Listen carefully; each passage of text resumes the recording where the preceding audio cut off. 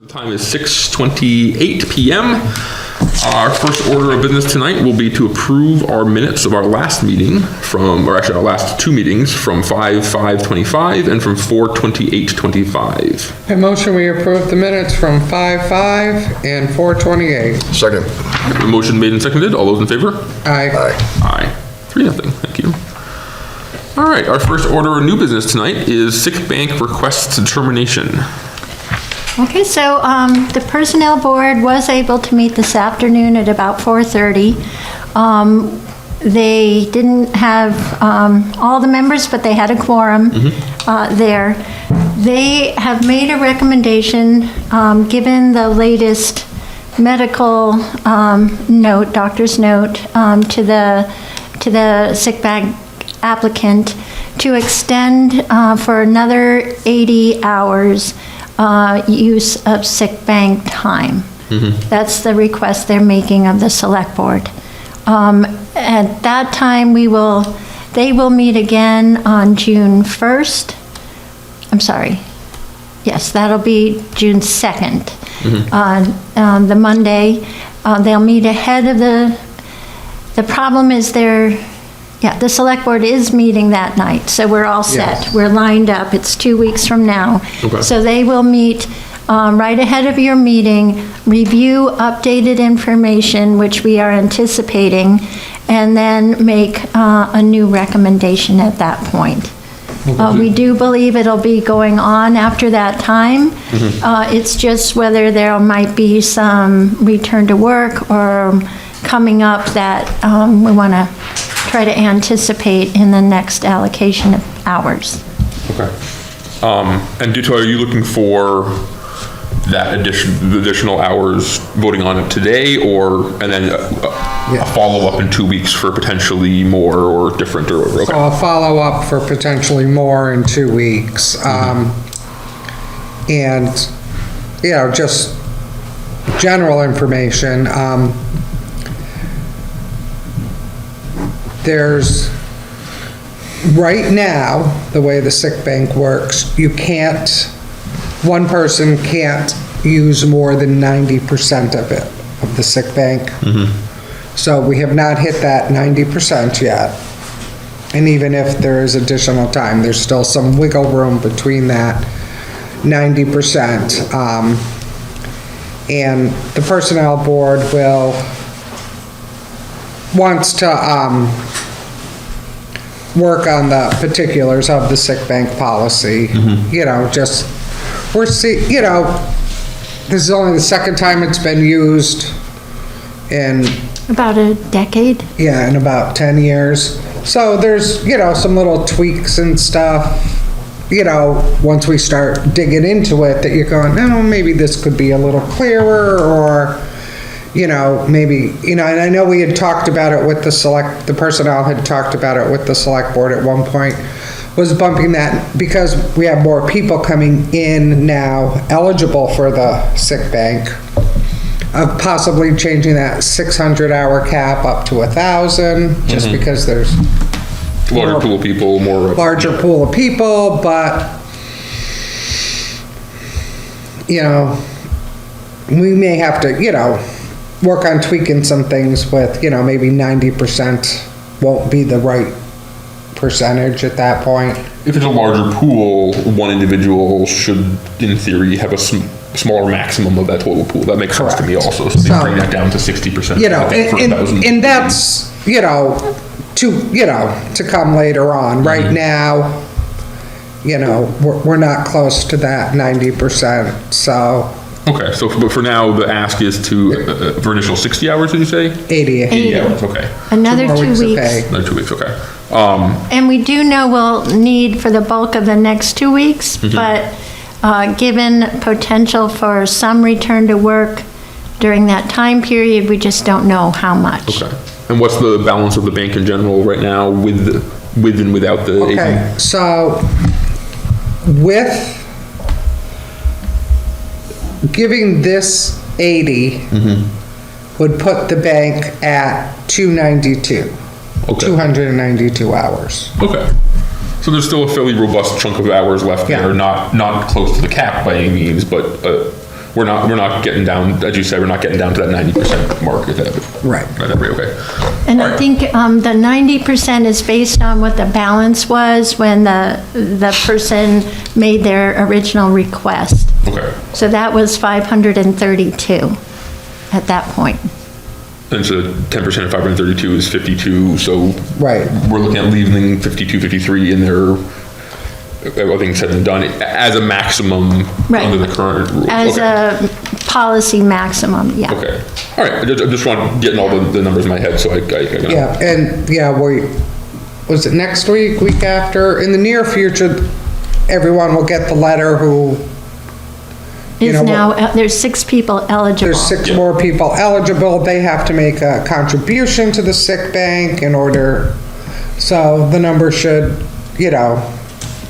go up a little bit. It won't help this person because, But it'll help with the future state of the fund for other people. Right. Yeah, that makes sense. And that'll still be in this fiscal year, so I think the Personnel Board's current reading of the policy is, once July 1st hits, that the bank is, if it's over 600, it'll be knocked down to 600 unless the policy's changed. And then in that fiscal year, people could donate again if they wanted to. Okay. And it does seem fortuitous that we have 6 people who are coming into the program at the same time where the bank is being depleted of hours, so unlike the scenario we were actually talking about the last time about this, is actually that their hours aren't going to just disappear in a couple of weeks or months anyway, so that actually works out well for everybody. All right, that was all just technical questions. I have no problem at all with voting yes on doing so. I just wanted to make sure I had my head up on it. Dan, did you have any questions? No. Crystal, I'm assuming you don't since you were I involved. was at the meeting, so. All right. At this time, I would entertain a motion to approve the Personnel Committee's recommendation for the sick bank. Motion to approve the Personnel Committee's recommendations for the sick bank. Second. All right, we have a motion made and seconded. All those in favor? Aye. Aye. 3-0. Thank you very much. Thank you very much. Absolutely. All right, next up is review the complete list of select board committee membership and liaison duties.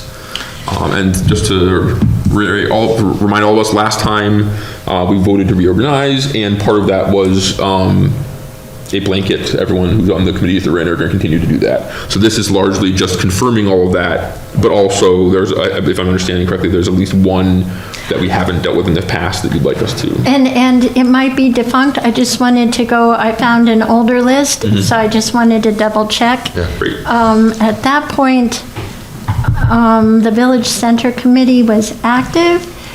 I think you, Yeah. Dan, you were the last appointee, Crystal was before you, but Yeah. if they remain active, you, Well, I'm not sure. I'm not sure if it's. or are they no longer active? We're not doing it. No, it's kind of, we finished the report and I think but who knows, we could. Yeah, I don't believe For now, it's- we're Okay. going on down. Yep. Okay, so unless there's a final presentation of the final report. I think we just issued it and that was, I don't think there's a final. Okay, Yeah. no presentation. Okay, I just wanted to clarify Yep, that. yep. The other one was the Housing Committee. I'm on the housing committee. And that's still I hadn't heard from the Housing Committee yet, so I just wanted to make sure it was active. It is when there is anything to Be active about. be active about. Okay. The other one was the Sunderland Ditch Committee. So I believe all 3 of us are members of the Sunderland Ditch Committee, unless I'm mistaken. Wasn't that the? You're listed in 2023. I'm sorry, I'm thinking of a different committee. Yes, no, I am on that committee, and we had some discussion before Jeff left about, Jim is trying to join the Oh, I'm sorry. meeting. I just noticed. I just don't want to leave him hanging. We had some discussion about trying to solicit donations of rights of way from members of town whose properties abut the ditches.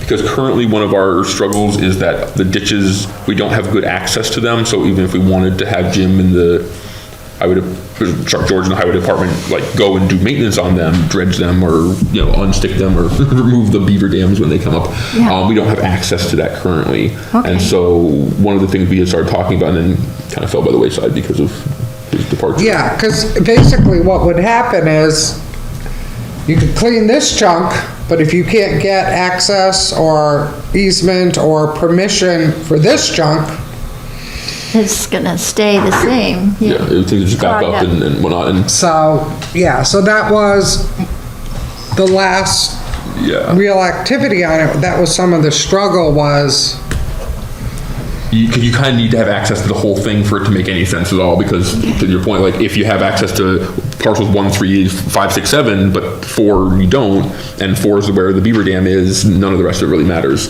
Part of the history of it is traditionally the farmers whose land most of these ditches are on have sort of unilaterally done the maintenance themselves, but there's less of an appetite to do that for a number of reasons. One of those being that they're also kind of like dredging other people's property to do that, and they don't want the liability around that.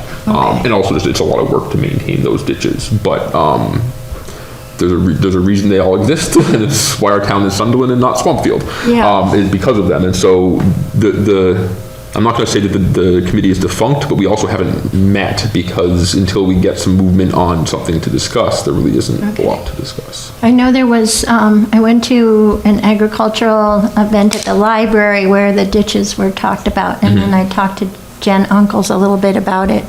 So I think, yeah, it is an issue that's pretty important with all the transfers of property and. Yeah. The thing I will say is the permitting's tough for the non-agricultural land. But I know there was a lot of comment when they're doing the new regulations, but I don't know if we'll get any relief from them. But that's the hope. They're supposed to come out this year sometime. So summer. Back to the matter at hand, yes, keep me on that. Yeah. And now that you're here and things are starting to, budget season's in the past, and we're starting to sort of pick up the pieces from having transitioned with Jeff and whatnot, that would be a place that I would like to see us starting to build movement into. So Get moving. Great. It'd be good to know who else is on that committee so that we can start to maybe get a meeting together, or at the very least know that we have active people, and don't go look at the list and go, oh, he hasn't been in town for 5 years. What are we doing here? So if you don't mind doing a little bit of legwork on that, that'd be great. Thank you. And then the last one was the Sunderland Emergency Preparedness Team. I think that's what. That's the one. That's the one we're all on. All 3 of us are on that, and I believe also you and the police chief and the fire chief, and I don't know if there's anyone else beyond that. Highway? It should be George, yeah. George, yeah, and possibly even Darius. was Laura Smith on that one? She was the one doing all the COVID stuff. Maybe. Who is that?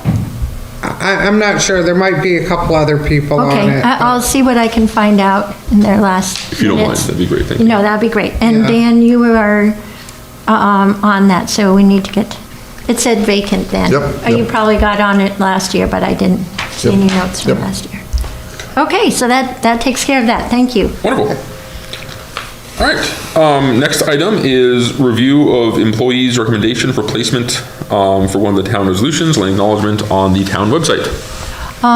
Did you all see the email that we got from Aaron? I'll share it with you. He was wondering if the land acknowledgement could be reviewed more as placed with other historical documents. Okay. We were talking about having a separate resolution section. There's a drawdown menu, and Aaron read the minutes, I believe, of your meeting, and he's here tonight to explain what his thinking is as well. But I thought it was, he was working to put it in context with information that's regarding the same era, and so I thought it would be good for you guys to talk. Yeah, no, this might betray how familiar I am with our town website a little bit, but, that sounds like a wonderful place to put it, and largely we were just looking for a place to put it because nothing jumped out at us, but I think that this makes a lot of sense, especially given that it is effectively, the subject matter is the history of our town, and so is the rest of the stuff in this list that I'm seeing in front of me, so it makes a lot of sense, Aaron, do you want to come forward to speak, just so we can hear you on the video? Thank you. Given that town meeting has authorized the town to place this on the website, the question becomes, where do we put it? And I think it probably is best to put it in a place where people can gain access to it easily, where it's readily accessible. And given the content of it, it seemed to me that there's the first menu on the website is about Sunderland, and there are various sub-menus in there, one of which is history, written by Wendy Houle quite some time ago. And if you look at that history, it's an excellent history, but it makes no mention whatsoever of anything before European settlement. It doesn't mention that there were people here for tens of thousands of years. And so the land acknowledgement, in some sense, fills in that gap, is supplementary to the history that's already there. So I suggested that it appear right underneath the history that Wendy had put together to complement it. That makes total sense. I think one of the reasons that we were thinking about having a separate section for things like this is because we have 2 of them this year and the potential for having more in the future. It's made sense to, for the same visibility reasons, have a place where if I was going to some website to be able to see like what town resolutions have passed, what non-binding resolutions, to have a place where I'm not going like multiple menus in. So I still think big picture wise for the other one that was voted on in town meeting and for future ones, it makes sense to have that. But to your point, because this is very specific about the history of our town and almost like if you have it right after the history, it doesn't mention it, it's almost like a little asterisk after, like, oh, by the way, like, if you want to know more, read below. So to your point, I agree to the validity of that. But I'm only one of the 3 of us. Do you have any? Yeah, I'm fine. I mean, if you want to put the resolutions together somewhere but have it also there, I think that's fine. Which is also an option, is that nothing says that it has to either only live in one place or not be linked out to multiple places. Like it could be its own standalone, townsunderland.us/landacknowledgement.html, but when you go to the drop down for about, there's a link to it. When you go to the drop down for the other, town different items, then we'd be able to access it from multiple places. So, I think given the content of the resolution, I think it merits a certain special place. If you look at other towns who have land acknowledgements, it's not lumped together with other resolutions. There's more prominent place. Yep. No, I don't agree. I would recommend that Sunderland be considered. Did we ever figure out who's responsible for making changes to the town website? Because that is obviously one of our big questions. Is that our IT team that we have? I still have to find out if it's Civic Plus that might need to do it. I talked to Mel, it's beyond what she's been taught. So we'll reach out to IT, the Northeast IT first, but it might end up being Civic Plus that will make the change. Okay. No pressure and full disclosure, I have an interest in this, but just so that you know, the Franklin Tech Computer and Web Design Department does do this kind of work for that's great. towns. In fact, my son, who happens to be in that program, is doing it for the Buckland Library currently, setting up their website. So if we do end up finding out that we don't already have a contract that covers that, and we want to go ahead and have these changes made, that's going to be a very cheap option as compared to more commercial options. And anytime we can engage the students, I always like to try to do that when possible. Oh, yeah. So just a note there. And I can I'll reach out to that department at the school. That'd be great. Wonderful. Okay. So I would entertain a motion to agree with and approve the placement suggestion from the Human Rights Commission and Aaron specifically for the land acknowledgement. Does that sound like I make a motion that we put the land acknowledgement after the history of Sunderland on the About tab of the town website. Second. We have a motion made and seconded. All those in favor? Aye. Aye. 3-0. Excellent. Thank you very much, Aaron. Thank you, Aaron. Alrighty. Next up, we have review and sign the attestation. That's a word. The attestation for Chief Demetropolis's post recertification. So just for context for anyone paying attention, all police officers in the state of Massachusetts are required to be certified by POST, which is our police certification division in Massachusetts. And this is a regular, is it yearly, 5-yearly, something like that? I think this every 3 years. Every 3 years. Every 3 years. So it's a regular recertification, and this part of it is the town effectively certifying to POST that the information they have is current and up to date, and there is nothing glaring that we're hiding from them or that kind of thing. That sound Correct. correct? Okay. Yeah. So on that end, is there anything that you need from us other than just to have had reviewed that and? Your review of that and signature is what we need. The police chief did all the other officers, reviewed them, and signed off. And of course, he could not do his own, so we came to you. Okay. Is there any questions or anything? Okay.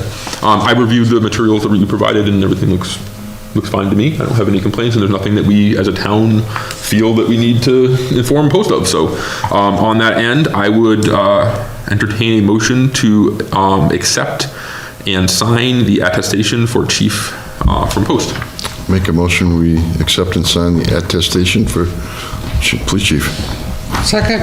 All right, we have a motion made and seconded. All those in favor? Aye. Aye. Aye. 3-0. Thank you. Alrighty. Last but certainly not least, we have a Mass Trails presentation with drawings by engineer and select board member Dan Murphy. Dan, you want to take it away? Sure. I'll just give a brief little history and then I'll introduce Jim. But a little history on this. I started talking to MassDOT about improvements to Route 116 in part because they have on the Mass Trails priority map north of UMass through the woods and back, they had a planned upgrade for that trail on the priority map for the state. So then I thought, well, if you're gonna pop out and come right there, we should just keep going north.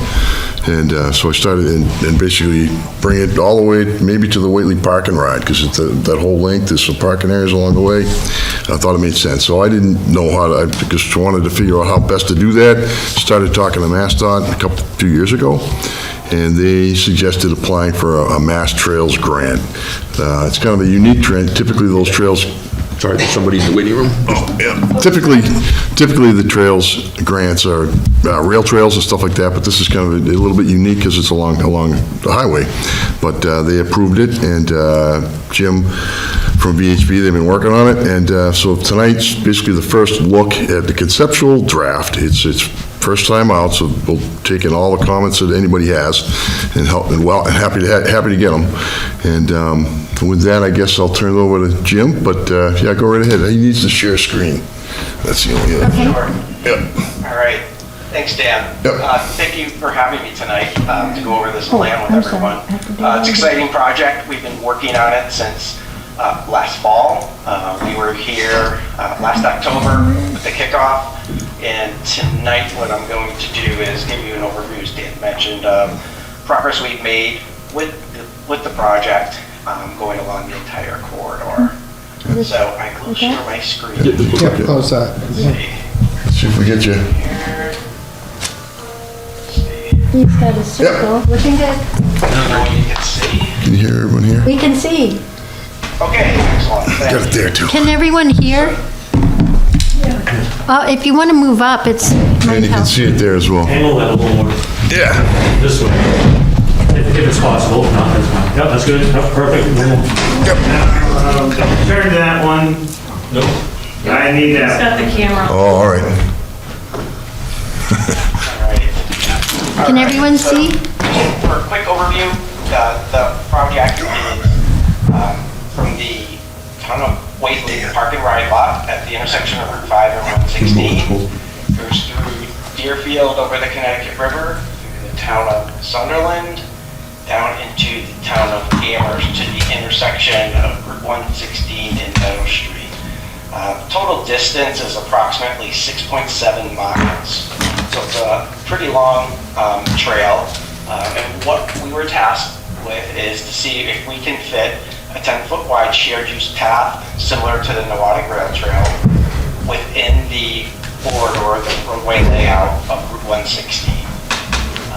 The intent is to obviously on the southern end to connect to the University of Massachusetts, and then to the south the Noatic Rail Trail, also known as the Mass Central Rail Trail. So what I'll do is just to give you an idea of a general cross-section of what we're looking at. So shared use path, 10 feet in width. There's going to be areas, this is a typical section in general that will go along the corridor. I'm going to be showing you some concept engineering plans, and I just thought it would be good just to give you a little bit of a reference of just in general what we're looking at. Route 116, 2 travel lanes, shoulders. In areas where we're going to have the shared use path at relatively the same grade as the roadway, we're going to have at least a 5-foot grass buffer, another 2-foot buffer, and then the 10-foot shared path. You'll see when I go through the plans, there's a lot of areas where I'm going to be proposing reductions in travel lane widths. In general, the travel lanes are 12 feet wide with 8-foot shoulders, but in order to accommodate the shared use path, in order to provide a safe buffer, and also to provide a little bit of traffic calming, you'll see I'll be proposing some areas of the roadway where we reduce the lanes from 12 to 11 feet and shoulders down to potentially 4 feet as a minimum. In areas, you'll see where the path is a little bit closer, and you'll see this in the first segment I go over. Same type of cross-section, 2-lane roadway, 4-foot shoulders we'll be proposing in some areas. You'll see only a 2-foot buffer here, and this is an area where the bike path will be elevated a little bit from the roadway and separated by a granite curb. So where we have granite curbing along the roadway, the shared use path will be a little bit closer to the road, but we will still maintain a buffer shoulder area to the nearest travel lane. And I just wanted to give a kind of a quick picture of kind of what the general sections are going to look like. Obviously, there's going to be variations to it, but in general, it's going to be something to this nature. And as I mentioned, we took the corridor and we segmented it into 6 sections for workability and potentially for implementation purposes. We looked at logical places to break the segment so it's more workable with obviously somewhat of a decent destination at either end. So the segments we did, I'll show you how we segmented it. These are the 6 segments. And beginning in Whately, and I'll bring you through Deerfield, Sunderland, down into Amherst. I'll begin with segment A, and this is the northern area. So what I'll do is I'll share my design plans. And what I'd like to do is go through the plans. I'll go through them, and show you some order of magnitude improvements we're doing. It's a lot of information, but I'm going to try to hit the highlights. And then once I've finished, kind of open it up for your comments, questions, etc. So one thing I do want to mention are these plans. These are feasibility study plans. They're not survey, design, construction plans. These are order of magnitude concept plans to show that a shared use path can fit within that Route 116 layout. So with that, I'll go to the first section and I'll step you through the general improvements of what we're proposing. So at the intersection of Route 5 and 116, we'll propose some improvements to the traffic signal to provide a crossing here for a connection to the parking ride block where the shared use path northerly terminus is. And it'll provide a connection to existing bike lanes that are on Route 5. So along this section of Route 116, we are putting the path along the northerly side. So for the entire length, 6.7 miles, the path will either be along what I'm referring to as the northerly or the easterly side of the roadway. There will be no areas where we're proposing path on the opposite side of the roadway with the intent to use existing crossings and minimize any type of crossings across Route 116. So in this section, we're proposing the 10-foot wide path, granite curbing elevated, and reducing the travel lanes to 11 feet in width and 4-foot shoulders. And we will be shifting the shared use path into the northerly shoulder and partially into the travel area. Once we get to the railroad bridge, there is a sidewalk on the northerly side. We're going to use that right of way in addition to the roadway to continue the shared use path along here.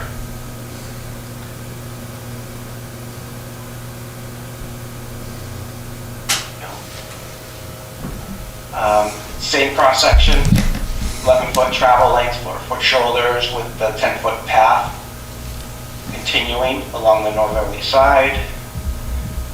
We're just looking for some opportunities. We saw a little bit of a cleared area here where there's potential for maybe a little pull off the path for people to take a rest.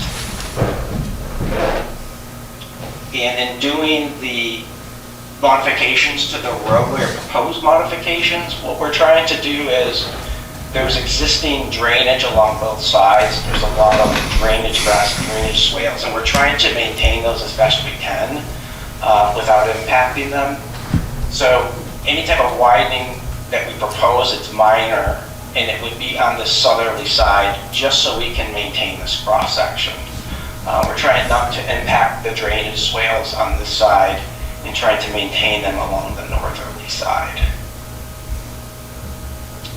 So then we approach the intersection of, this is where the Mass DOT maintenance facility is. So it continues still along the northerly side. You'll see we're retaining the drainage ditches or swales.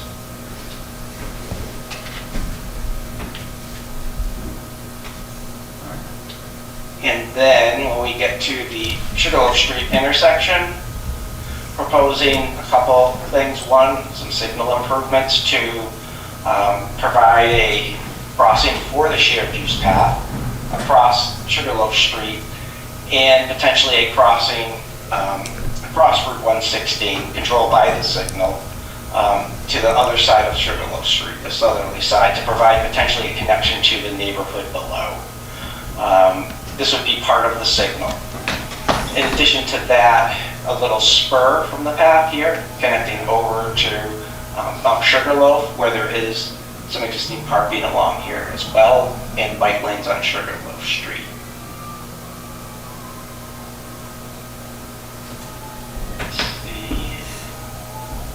The path will continue along the northerly side. This is that pull-off area where people park, I think to go hiking, for recreation.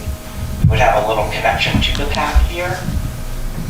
Continue the path along the northerly side, headed towards River Road North. And then as we approach, let's see here, River Road South, which is here, there's a small area just before the intersection where we are going to reduce the path from 10 to 8 feet, and it's only for less than 200 feet. And the reason for that is a steep drop off on the back side here, where we're trying to avoid as best we can without creating a structure or large retaining wall. So the small section here, it's going to reduce to 8, then widen back out to 10. We sketched in the intersection improvements Mass DOT is doing, so we would obviously widen the crossing for a 10-foot crossing for the path, cross River Road, and then come back and continue towards the bridge over the Connecticut River. This section here is roughly 1.4 miles in length. That is the end of segment A. Segment B will pick up right here, which I'll roll into now.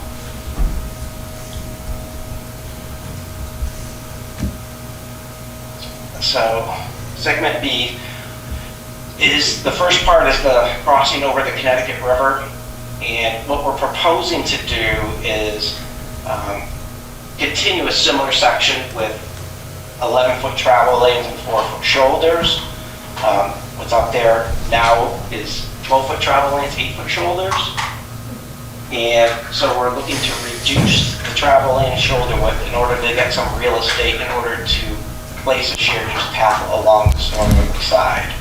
This is the side also where there's a sidewalk, so we would be using that space as well for the shared use path. So essentially traffic would be shifted to the south a little bit in order to accommodate shared use path along here.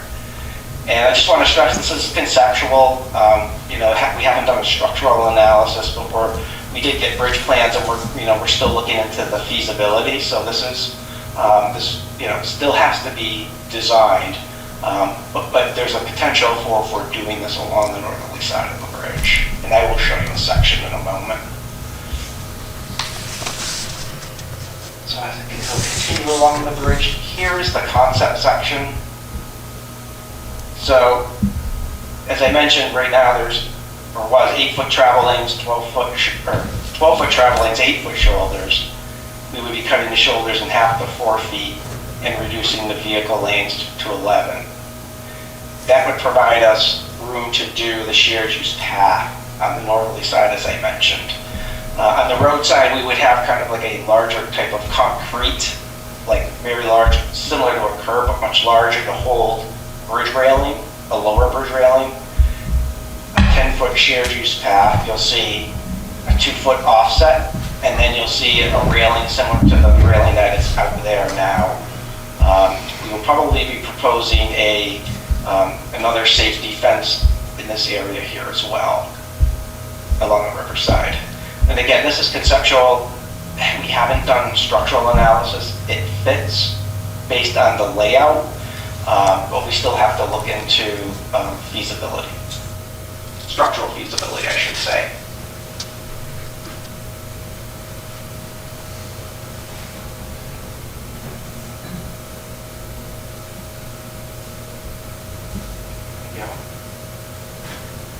Then we come into the village center intersection, and we continue along the northerly side where there's sidewalk now. Provide a small spur to School Street where we can pick up any type of bicyclist coming south, 147 that can connect to the path. Obviously widen the crossing in order to get the shared use path across the roadway, and then continuing the shared use path partially in where there's existing sidewalk now for a section along here. We are looking at another concept of this location. It's almost done. It's looking at a 1-lane roundabout in this intersection and having the path go around that. That was part of the visioning study that the town had done. So we're trying to do a concept of putting that 1-lane roundabout in this area and then bringing the path obviously around it. And that should be done within the next week and a half or so. We're just doing some final tweaks to it. And this is about roughly 600 feet from the Garage Hill Road intersection, and this is where this segment ends on this end here. And that segment is just over half a mile. So we go into segment C, where this leaves off.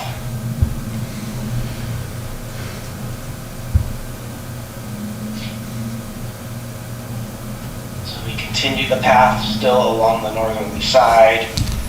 We're still maintaining 11-foot travel lanes. The shoulder width will vary in this area because we're trying to keep the path as far from traffic as possible and close to the tree belt or in the tree belt if we can. There's existing bike lanes there now. We're proposing those won't be needed because of the shared use path that will be going in place of it. And the path in this area will still be elevated and separated by granite curb.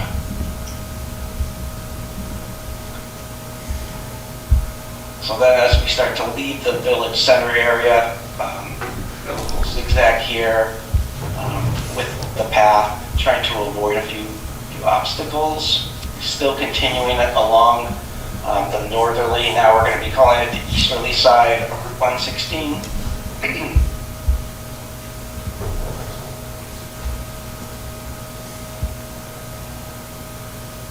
This area will still be continuing 11-foot travel lanes. Shoulders will be a little bit wider, proposing approximately 5 feet. Path will still continue along here. One of the things you'll see at various locations is we're going to have to reconstruct some of the drainage swales along here. Currently, a lot of the drainage along the roadways kind of referred to as country drainage, where water sheet flows off the edge of the road to swales that will either lead to water bodies or urban infiltration areas. Path will continue along the side.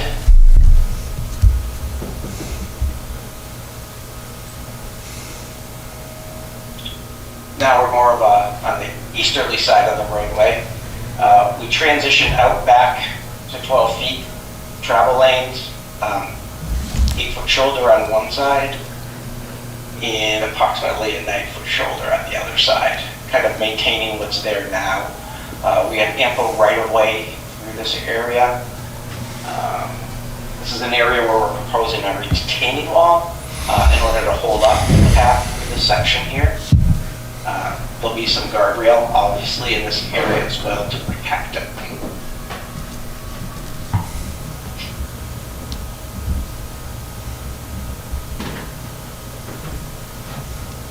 Path continues along this easterly side. Roadway layout remains primarily what it is today. We're able to fit it in the tree belted area. Another area here by Dreadbrook, where we're probably going to need some type of retaining wall to help support the path here. Potentially some new guardrail. There's an existing guardrail now. We would be moving it to the street side of the path.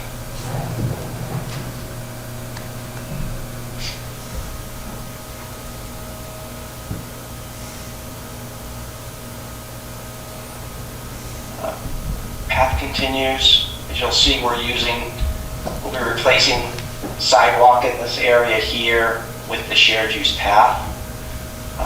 Roadway will still be maintained primarily as it is near the apartments. The signal here, we're potentially proposing another crossing on 116, obviously controlled by the signal, such as the other, that's a little bit closer to the bus pull-off.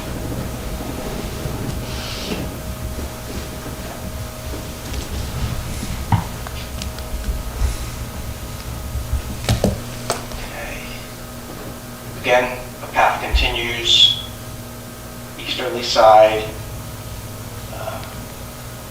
We're approaching the pull-off area. So as we approach the pull-off parking area, right here by Mohawk Brook, there's a drop-off. This is an area here where we would either be proposing some type of retaining wall to support the path, or a small bridge in order to bridge that depression going down to the brook in this area. This is the seasonal pull-off area. We're proposing two things: path with a long roadway continuing. Probably need some type of retaining wall because of the embankment on the back side of it. We're also proposing bringing spur into the parking area along here. Obviously try to utilize existing parking where we can for people that want to use the path. Continue it back, kind of loop back out to the roadway.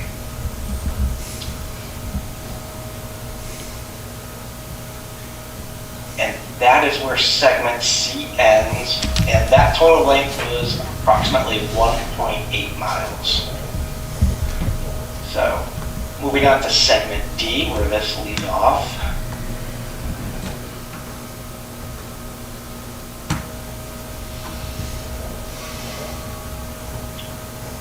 We're trying to meander still the trail through, but you can see this is the roadway layout line, keeping it within the layout, trying to work around utilities.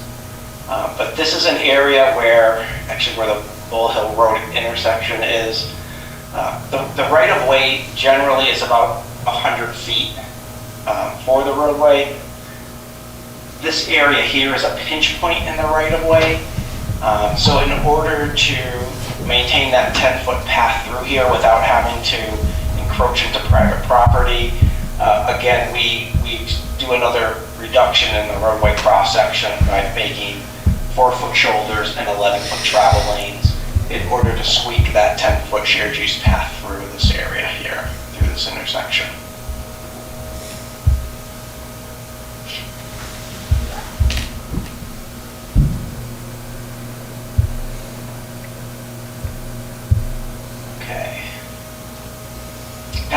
continues along easterly side.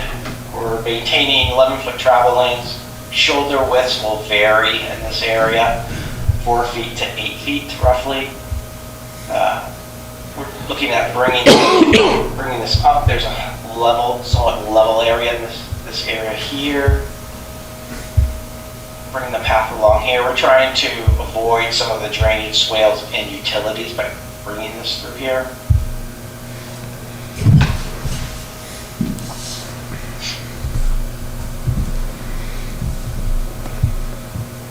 Let's see. Path continues, that level area. We come back down closer to the roadway. Continue the path in this area. And you'll see here, there's an 8-foot shoulder, 12-foot travel lane, 12-foot travel lane. Those are roughly existing. However, we did reduce the shoulder on the trail side to 4 feet in order to create somewhat larger of a buffer between the travel lane and the proposed shared use paths. So we figured if we're going to reduce one, we're going to reduce the one on the side of the path in order to maintain a larger buffer to the path.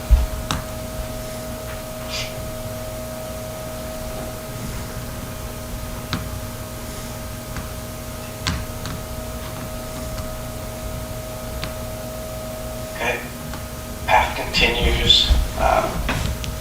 This area right here, we're proposing retaining wall here to support the path.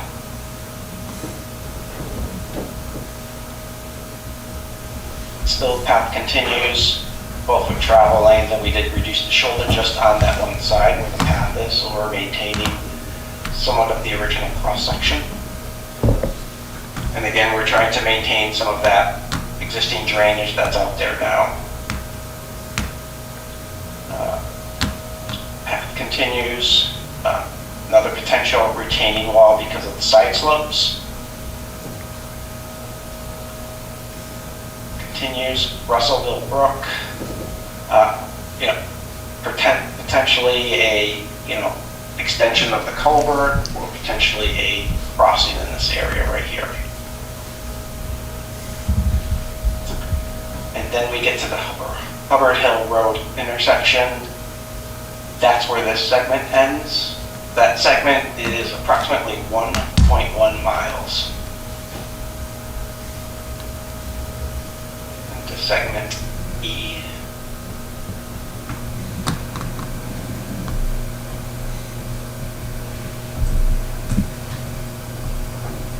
Path continues on the easterly side. We get into the area of the intersections of Plumtree and East Plumtree. We swing the path around the backside of the bus pull-off area here. So as you've been seeing, where there's areas of sidewalk, we're using that right of way in order to fit this shared use path through. We're going to retain the rapid flashing beacon crossing on 116. Continuing the path.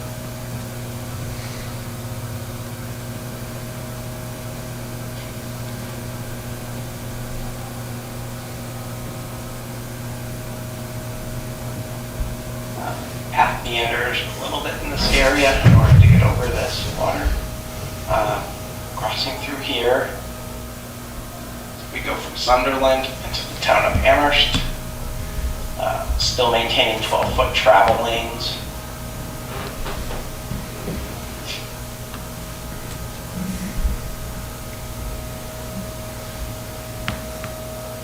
And then as we approach Sunderland Road intersection in Amherst, we break the path a little bit from following the edge of the roadway. There's an old alignment, it looks like, for Sunderland Road intersection that we're going to follow in order to kind of meander the path and keep it away from the roadway, which this is where this segment ends and the last segment picks up, and I'll show you in one moment. That section's about just under a mile. Finally, the last section, segment F, southerly area.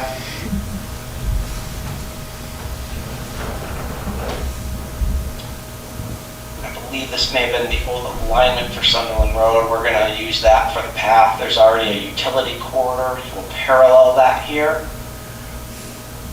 We will propose a crossing across Sunderland Road with the rapid flashing beacons. And then once we get to this area here, this is like a small drainage area for the roadway that fills. We're either going to do a path along the perimeter, continue it, or potentially do a boardwalk through that drainage area. This is the section of Route 116, as you know, high speed, no access, other than from the ends. We're not proposing any changes to the roadway. We are trying to shift the path and keep it as far from the roadway as possible. There's a large drainage swale that's right along the shoulder area of the roadway. We're looking at putting this path on the back side of it, so there'd be a greater separation from the roadway.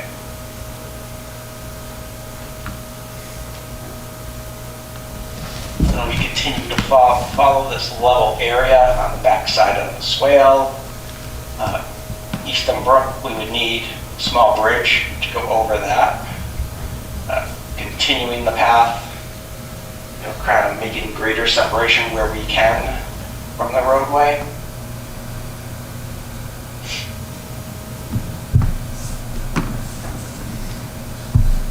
We approach the Mill River. We're going to need a bridge over that as well. There's like a farm access drive here. We don't plan on touching it, but we do plan on putting warning signs in advance on both sides of the shared use path.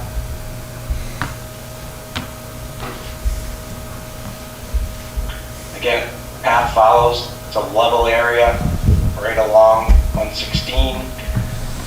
Great separation from the roadway, at least 25 feet, if not more.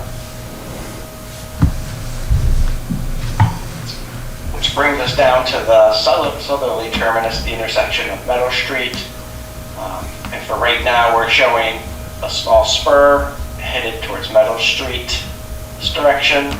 I know on North Pleasant Street, Town of Amherst has been doing like a large sidewalk along that roadway in pieces. This could potentially connect to that. This would be the potential connection going on to the University of Massachusetts planned bikeway in their master plan. And we're also showing a section crossing this intersection here. Obviously, we could upgrade it so it's signalized pedestrian bicycle crossing, and potentially have a spur that can go, either north or along the side of the roadway to connect to the UMass connector.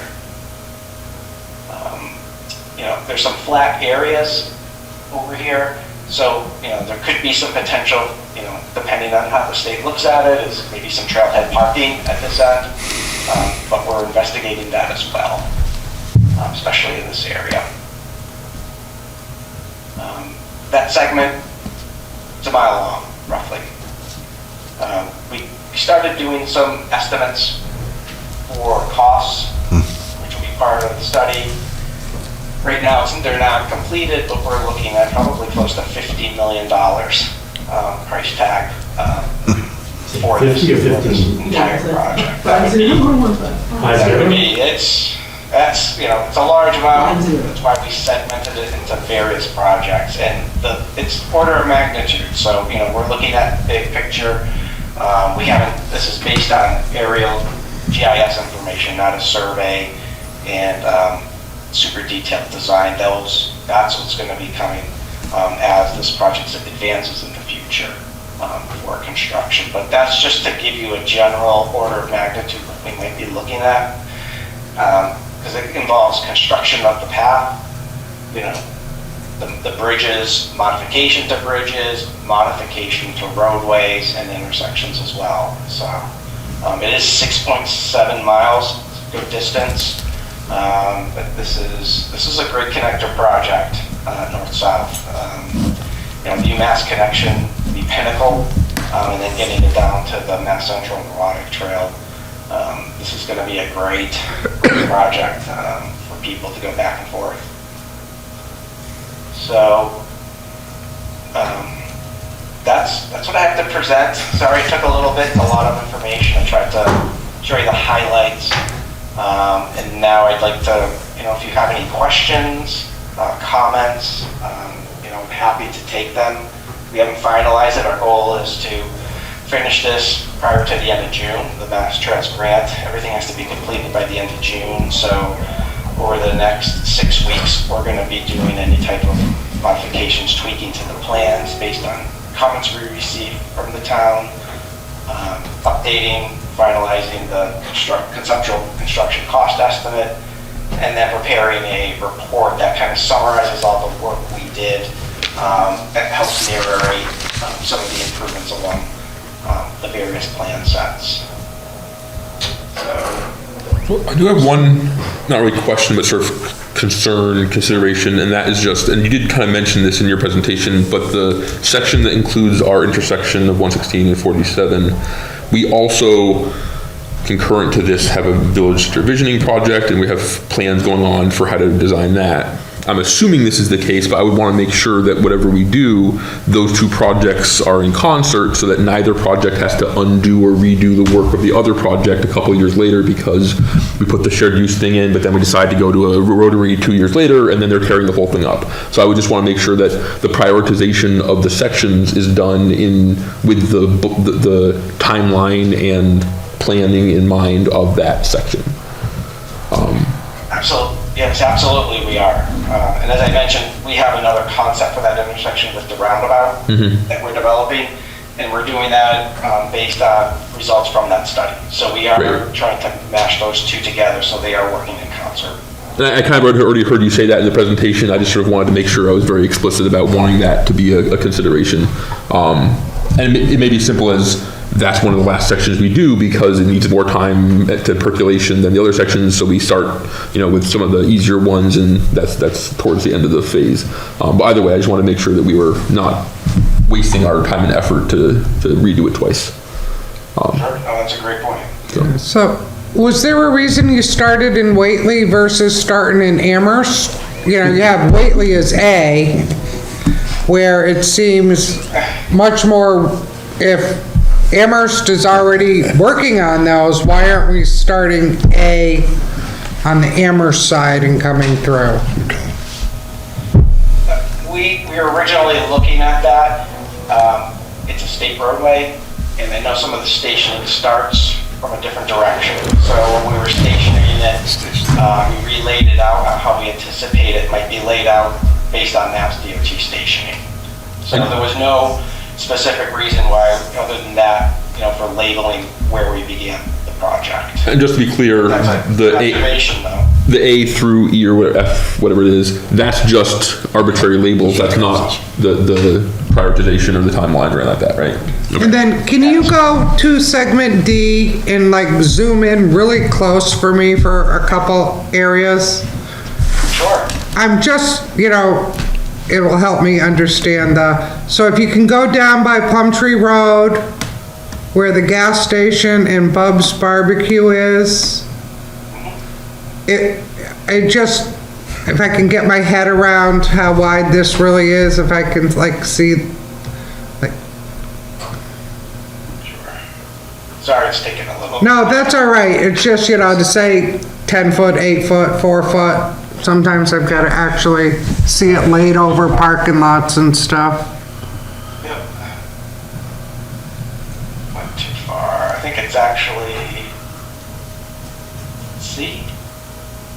Oh, I thought it was D. I can't remember what the break is. C was bigger than.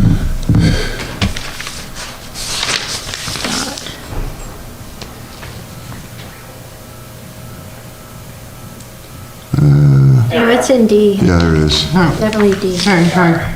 That's it So right you're there. looking at the next sheet down, or Hubbard Hill. this area here. Yeah, It's a gas station. yeah, all right. I'm just trying to, if I can So it's just, tight. Yeah, yeah, it's tight. There's a existing sidewalk is right where my hand is right Yeah. there. So we're trying to follow that alignment as best we can. yeah, and then, just to the next piece of property there. It's Bob J. Yep, Right across the front. here. Yeah.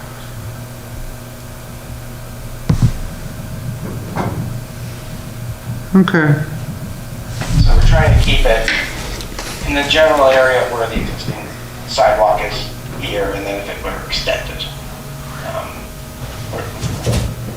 As I mentioned, we're trying to keep it away from any kind of parking areas and keeping it, somewhat centered closer to the roadway where the existing sidewalk is now. We take some questions. Jennifer had a question? You start? Mark first. Mark? Whoever. Chairperson, so I'm going to... I have actually several questions. And this is, the engineer, your first name is Jim? Jim. Hi, I'm Mark Zinan. I live near Plumtree. This is not a rhetorical question. I'm going to be sarcastic. I've said this to Dan. Yep. Jim, do you know where 99% of the bike riders go when they start heading up into Sunderland once they cross the Amherst line? I don't. And this is very important. It's 99% of them take a left turn onto Plumtree Road. And I've said this to Dan Yep. many times. Yep. And they do this because it's prettier. They feel safer. I'm a bike rider. 99%, I see them every day. I live on North Plain Road. They then go up North Plain, then they go up South Silver Lane, and they bang left down Old Amherst Road, and then they go up Main Street. So if we're gonna spend $50 million, bike riders wanna feel safe in general, and you feel a lot safer doing that. I'm just telling you, 99% go down Plumtree, take that left onto Plumtree. You're gonna spend $50 million, I don't know how many you're gonna decide, I'd rather go up 116, where 7,000 cars go up and down each way, More. or just continue to take that left turn and go down Plumtree. I'm very serious about this. And because I always bring up the example, and Jennifer may disagree with me here, where they put a sidewalk on Route 5 and 10 near Yankee Candle. How many people, I go up in there all the time, I think I saw one person walk on the $1 million sidewalks. He's agreeing with me over here, because someone thought it was a great idea at the time to go from the gas station up to Yankee Candle. I don't know how many hundreds of thousands they spent on that. No one uses the sidewalk. I don't want this to be a similar situation.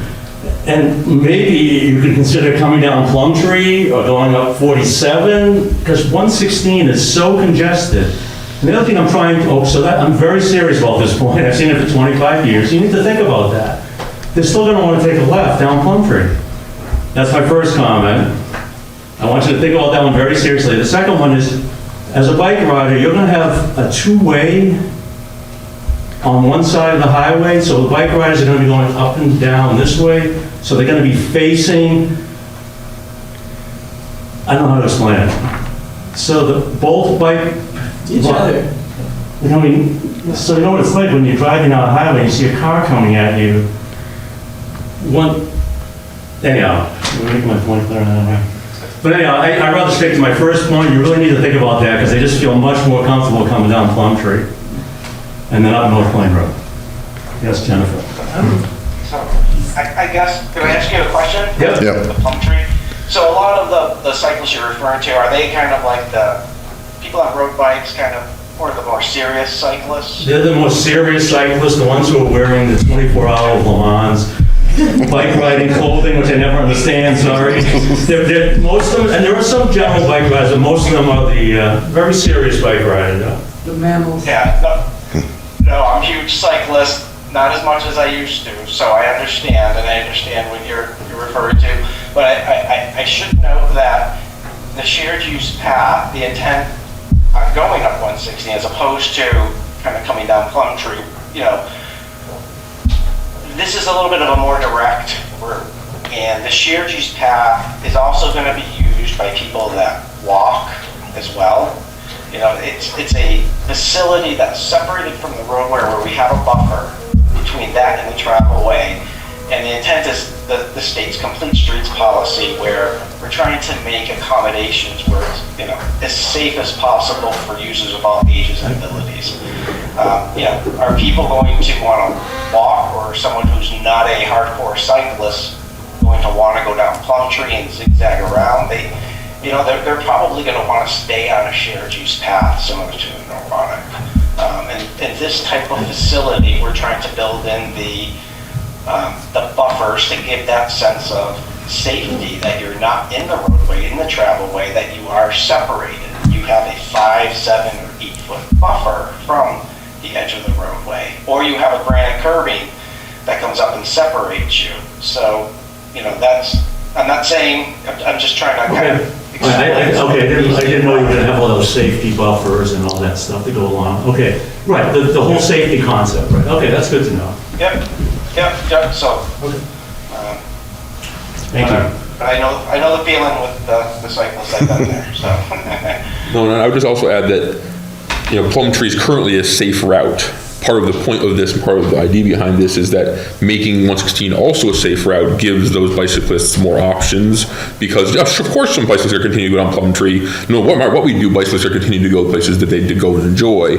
We're just giving another option. Plum Tree doesn't currently need a lot of improvement to be a safe space for those people. I disagree with that. Rethinking my statement, I will retract that. Let me rephrase.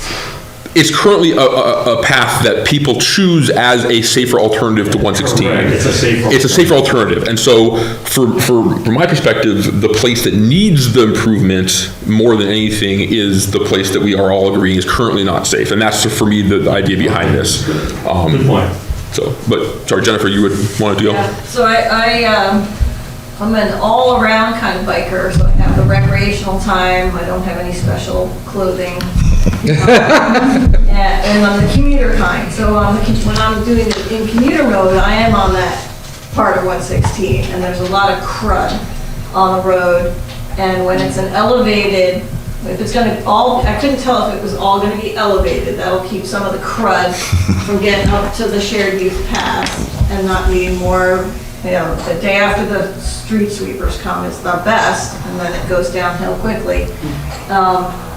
So I didn't know if it was all elevated, and then I wondered about the guardrails, why there's guardrails in some places between the roadway and the shared use path and not others. Okay. So as far as the guardrail, we were putting it in similar locations to where it is now, because it's the areas where the guardrail typically are now. They're protecting motorists from going off into like lower areas, ravines.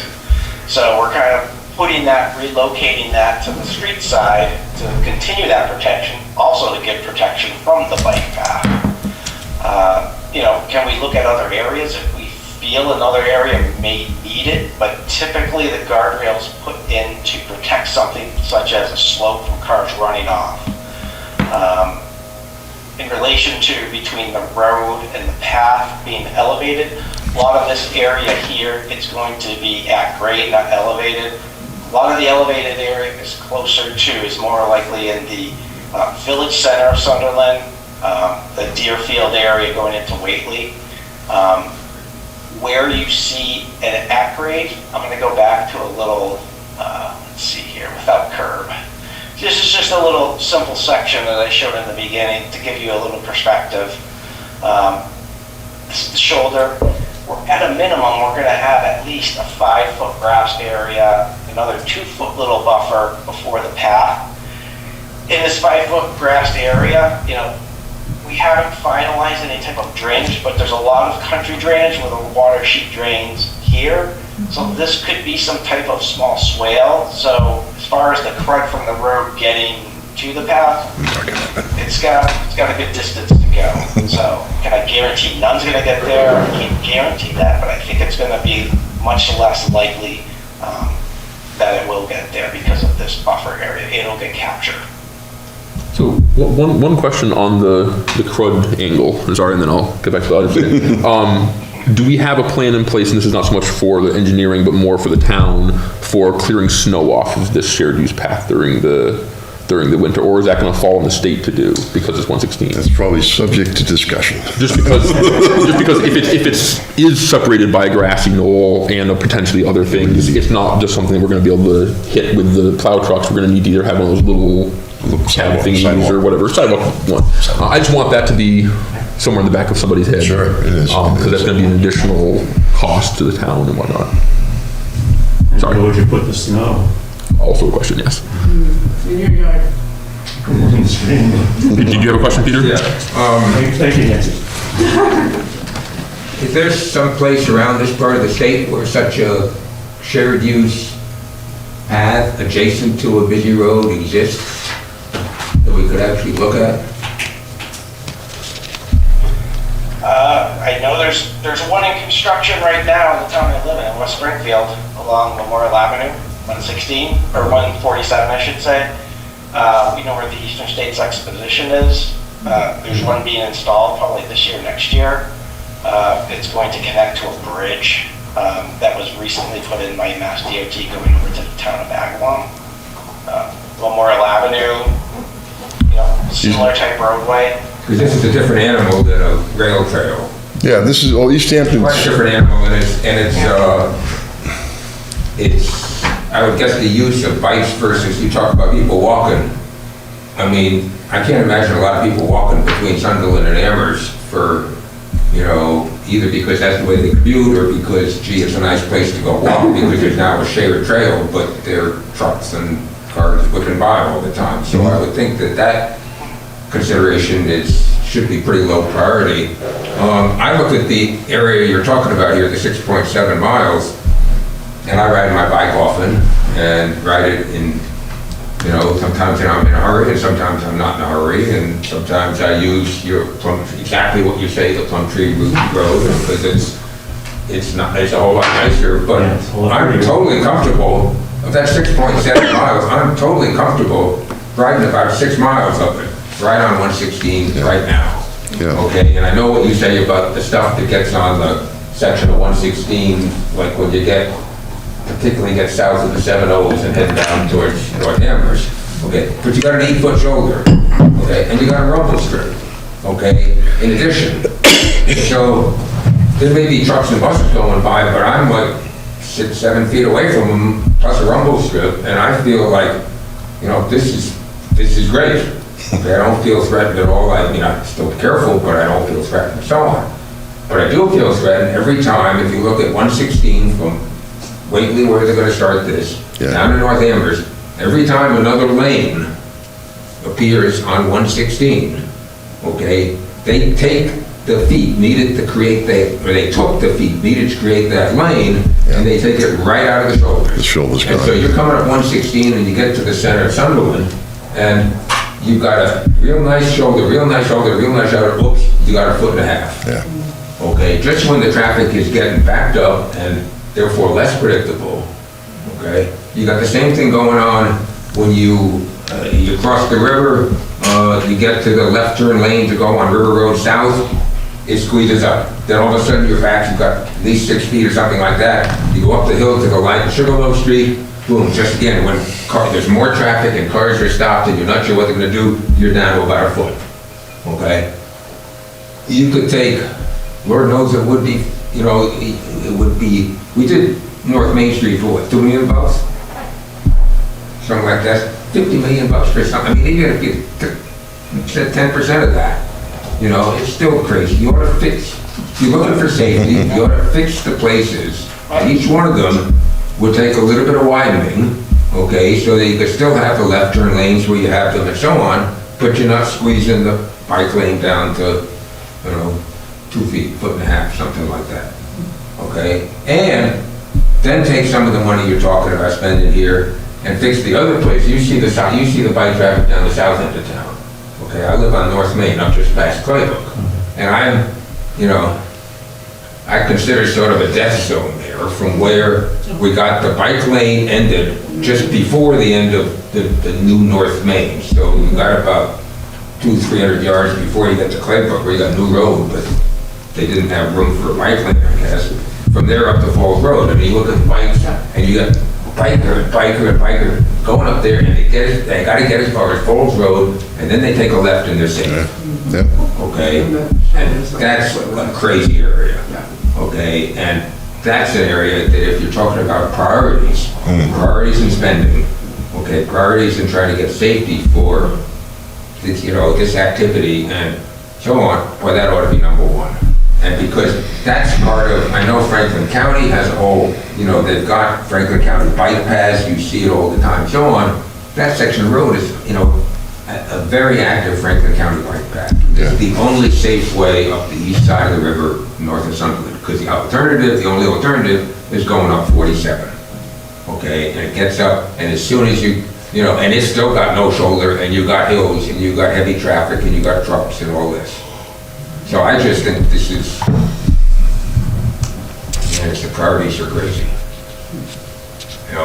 But if you had a way of getting state money, number one, to fix the section there on, past Claybrook up to Falls Road, and just get shoulders on it, okay? Because, it's a good road, it just doesn't have the width. And then start looking at the places, particularly, whatever you do in the center of town with if it comes to a rotary or not or something, the center of town, how actually going on north-south on Main Street is pretty good on a bike. I mean, they ran the bike lane on the north side right down to the light. You got a place to get, that all works pretty darn well. And South Main works well, and so on. But going on 116 there, geez, if you're gonna spend a little money, just, widen out the lane a little bit and put a little more room. You notice if you go over the Sunderland Bridge, okay, there's, again, I don't know what he said, 6 foot shoulder, something like that. Nobody rides a bike gets up on the sidewalk there on the north side, because you got plenty of room on the shoulder. I go on the sidewalk. Well, yeah, but you don't want, it's almost like, and you see a lot of people walking along there. Yeah. Okay, there are people walking regularly between Sunderland and South Deerfield. Yeah, of course. But when you go south of the apartments, if you see somebody walking, you figure, All right. it's taking a bad turn to that. Nancy? We'll let Jim just Go ahead, respond Jim. to Peter, and then we'll get to him. Could I ask Nancy just to come forward so we can hear you on the video? So just before you get I just want to give Jim a chance to Jim, you wanna reply, respond at all? anything you wanted to add? I just wanted to mention that, I understand what you mean about utilizing more of the shoulder area for riding a bike, but one of the things to note that is a facility like this, it's not just going to be people that are out there biking now. The intent is to create a safe travel area for people who may not bike now, that want to bike along the corridor. They may not be safe going in 160. My wife wouldn't be. Would I? I did it when I was younger. Would I do it now? Probably not if I had this here. And if I had this here, would other people want to go ride with me or use it as a transportation route? Absolutely, because you're separated.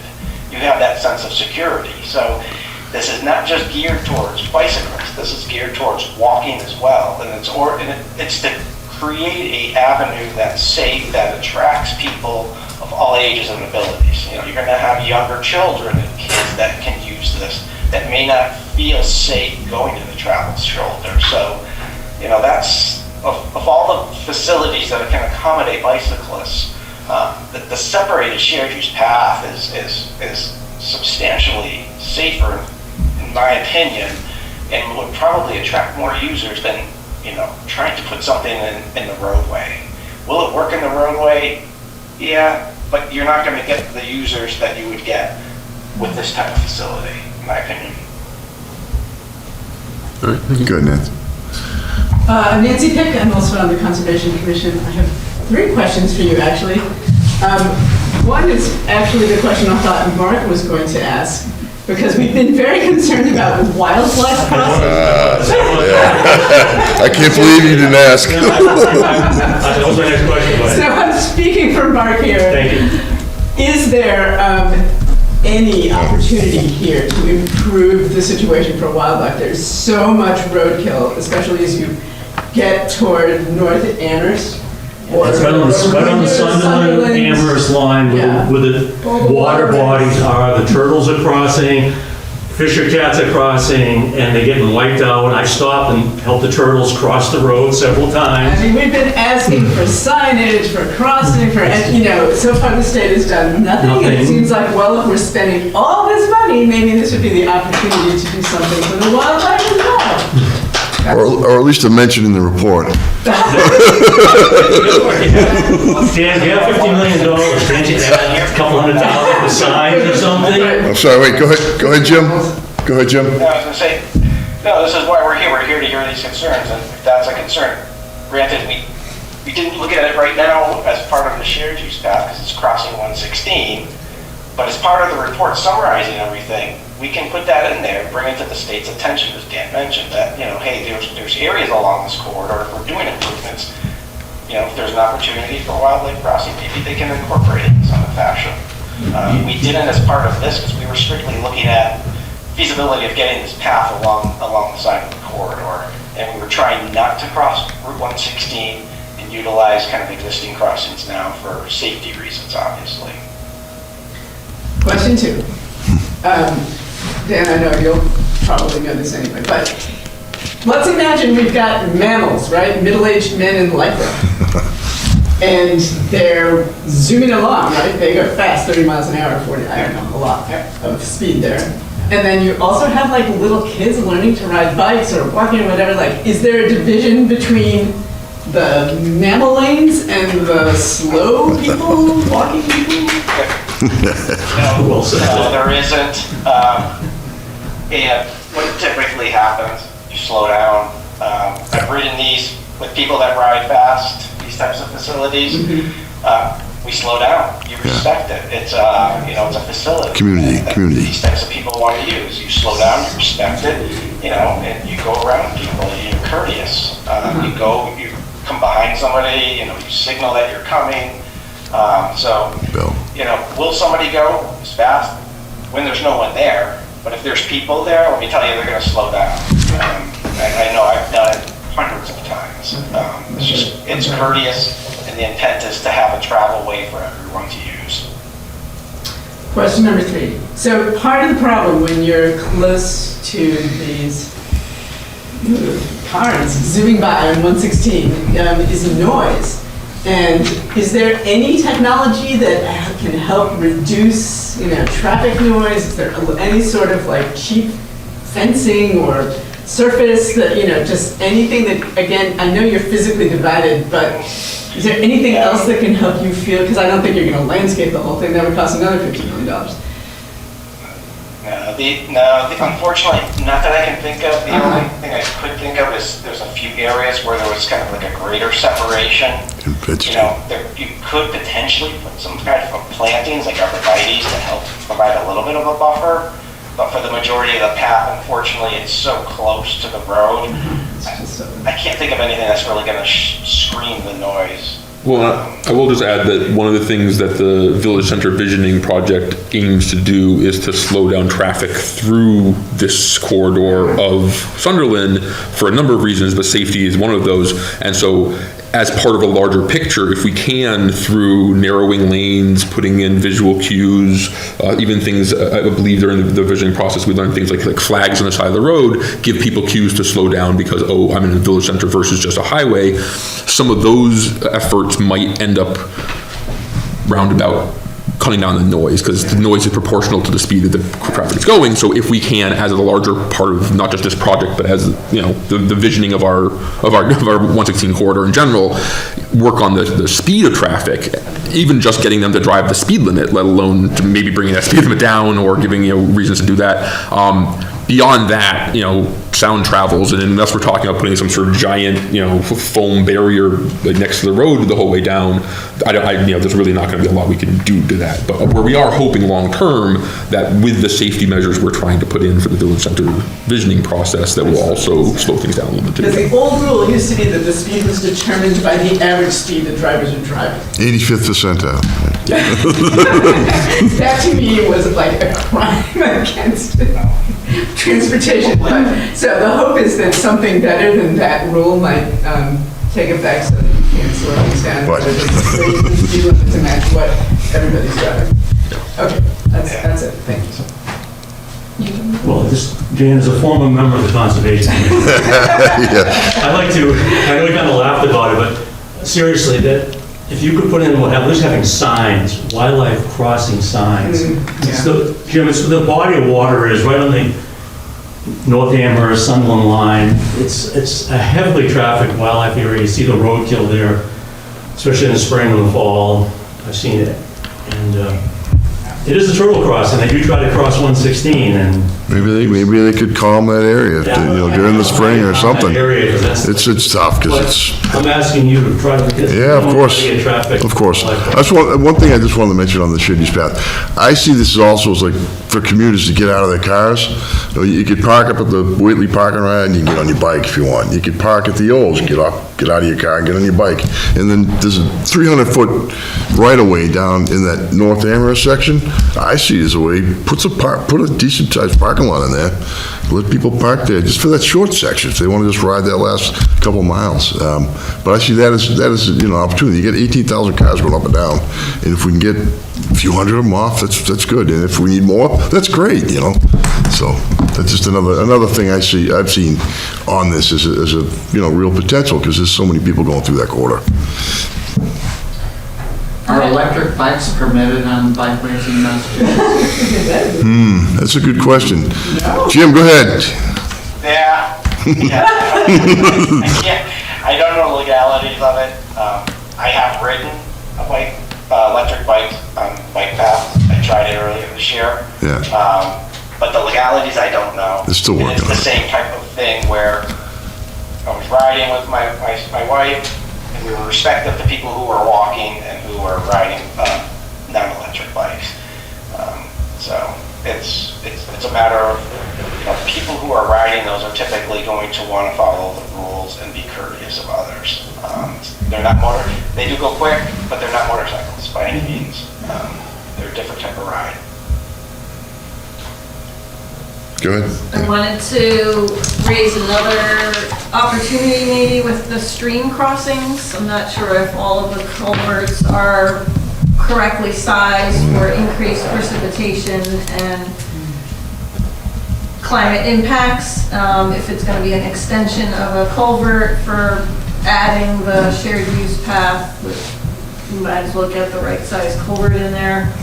And make it stream friendly for especially the river ones that are carrying fish. And there was one spot where there was a potential bridge, I forget where that was. A couple. Down near Hubbard Hill Road, there's that big culvert there there were a few places where there was a bridge. Right. And a couple of Yeah. bridges they were gonna upgrade. Some pedestrian bridges, yeah, for sure. I mean, they're shared use path bridges. Yeah, while you're on that, the area behind that pullout area with the sand dunes in front, that is a nice, quiet, shady area. It seems like you'd have to take out a bunch of trees to put that wraparound part of the path in, maybe? Are you hold the edge of the pavement in there, Jim? Now, there's a sidewalk on the back side of that already. Yeah, I looked at laying this Yeah. out as close Yeah, to it's not dry trees. as possible. Okay. And I believe there is a little bit of a sidewalk. There is. And it is a level area, because where the trees start is about where the drop-off starts as well. And I believe there was some fencing back here as well. So There's fencing back we there. pulled this path It's all in within the as fencing. close as possible to avoid impacts to trees. That's a good observation, though. Along the bank here, we don't anticipate getting into any. This is just overhang. I don't Wrap them all anticipate down it. anyway. We might be close to a couple here, but I don't think so. When we did our field observations, I kind of looked at level areas in where those drop-offs start. There'd be a fence, and that's where a lot of the tree lines started. But the intent isn't to go in and just take trees. We're trying to minimize any kind of tree takings throughout the project. So I know that this is your full-time job, mapping out these things, but I do have concerns that on the bridge, especially making anything narrower, because every ambulance call in Sunderland comes over that bridge to get here.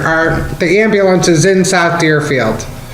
So having that, knocking down the breakdown lane, having a wider raised area with the truck traffic, the big vehicles, you're 100% positive that would not create any type of issue for an ambulance, a fire truck, and a large dump truck, everything else, everybody having room there on that bridge.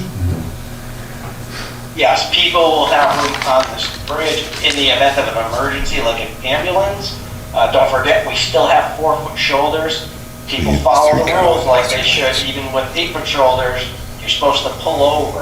Well, I know. To let the emergency, so there's gonna be ample room between these travel lanes for an emergency vehicle to go in either direction if people are pulled over as they're supposed to.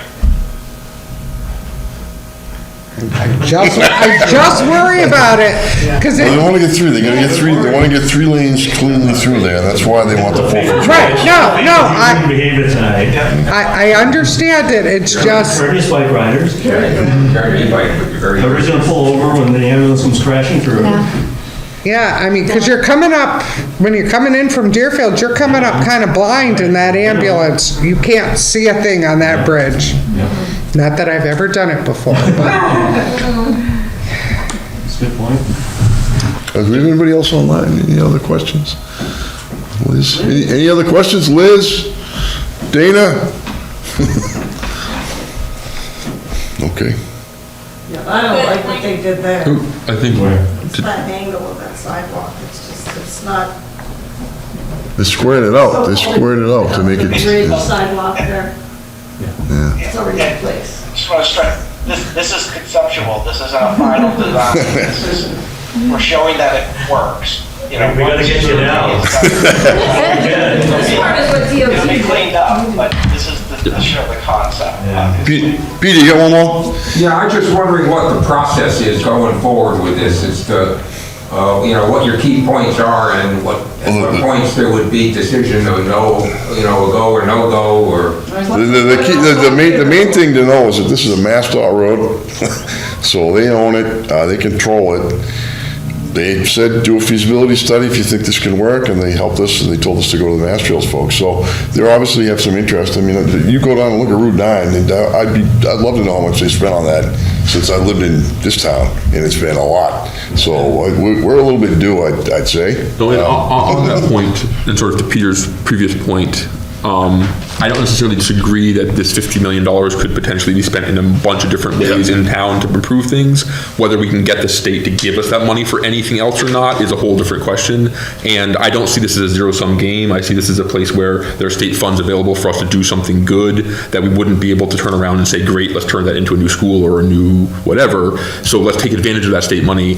I still don't have numbers in front of me of what this is going to cost to the town or what's going to cost to other things. Those are absolutely concerns. If the town's going to be on the hook, or the towns are going to be on the hook for 35 of the $50 million, that's entirely different than if the state's going to pony up 45 and 4 towns are going to have to share $5 million or something like that. So, and how much, let's say that Sunderland's share of that is $1 million, how much would that $1 million go elsewise versus $1 million towards a $50 million project that could potentially have a lot of benefits. So, there's obviously a lot more going on here, and I do also very much want to know what the cost sharing is going to be like, and that kind of stuff. But ideally, in an ideal world, we'd be able to make this project happen, and also through other funding sources, be able to do things like the North Main Street stuff that needs to be done and that kind of thing. So, Dan, you gotta be able to help us here.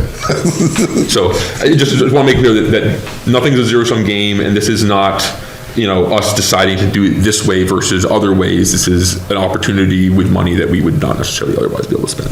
Right, but it's still, the state money is our money too. Yeah, We're all, it's true. Which is fair. And, this is basically, strikes me as one option.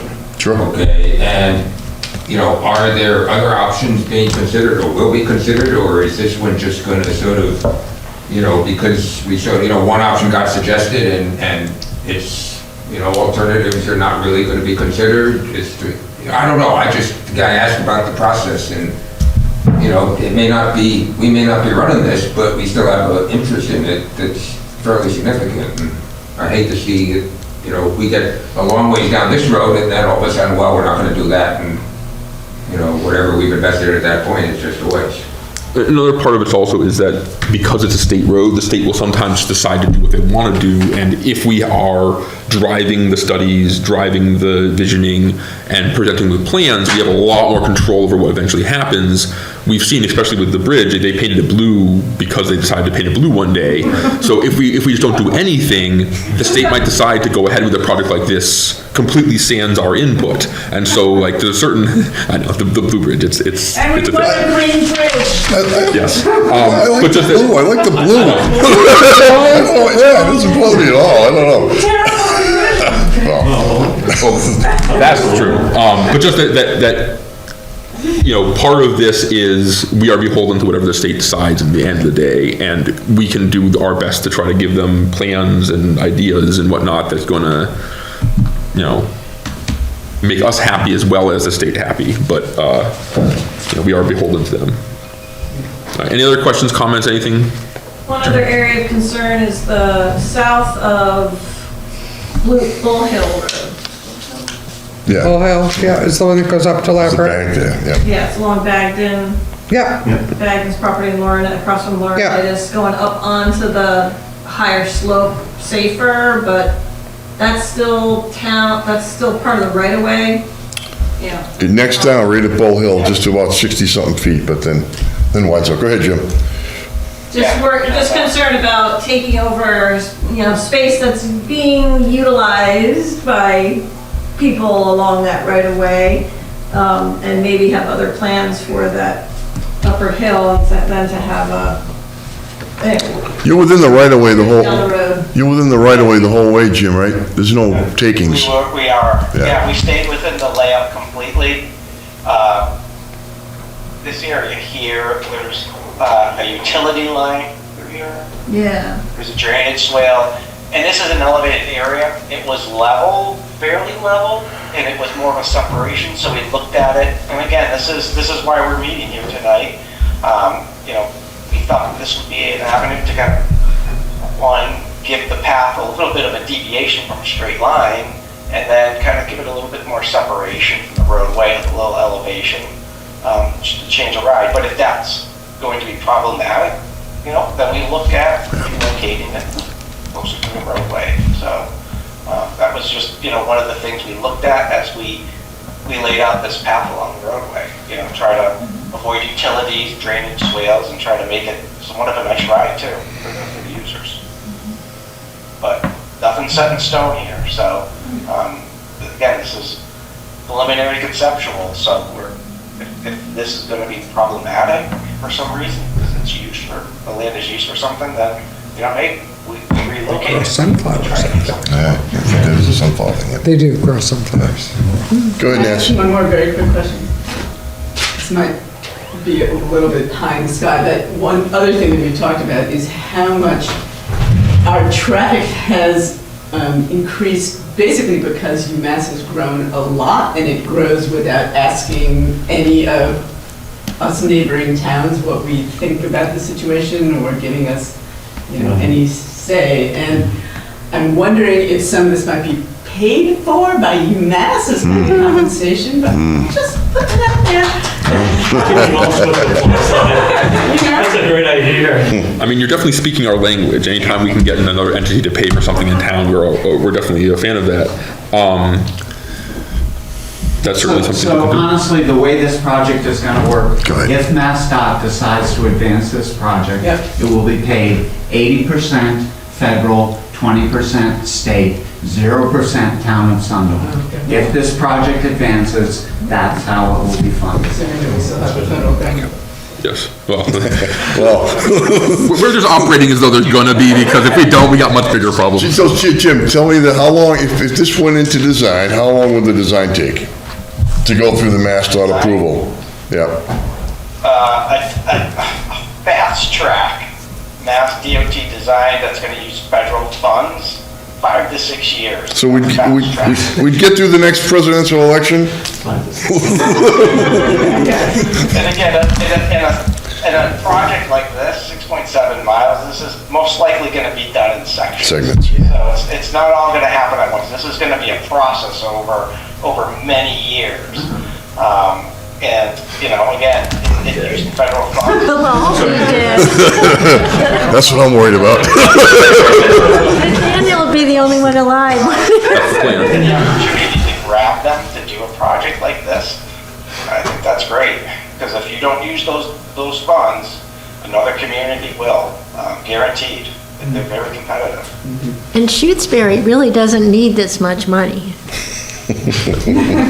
Well, that's always what it comes down to, is either this money's gonna end up funding another project in Boston, or it's gonna fund projects like these, so, you know, I'd like to see some of that money come west for that project, kind of project. And honestly, like, we live in an area that has beautiful scenery and not as adequate bike access and shared use access as it could.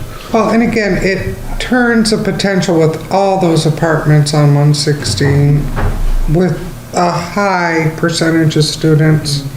It gives them the opportunity, if they choose not to take the bus, to ride into UMass. Yeah.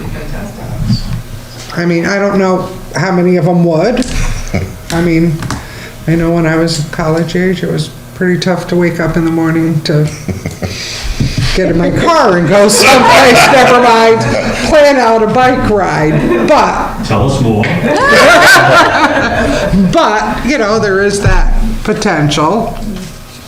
Yeah, no, I think that it's not just about the scenery, it's not just about the leisurely path, it's also about giving people an access to commute. More of the valley. And also, you know, we have FRTA buses that come to the park and ride. If you can come from Greenfield down to the park and ride, hop on your bike and make it all the way to UMass, that just opens up a lot of possibilities for a lot of folks. So I think that there's definitely some good opportunities.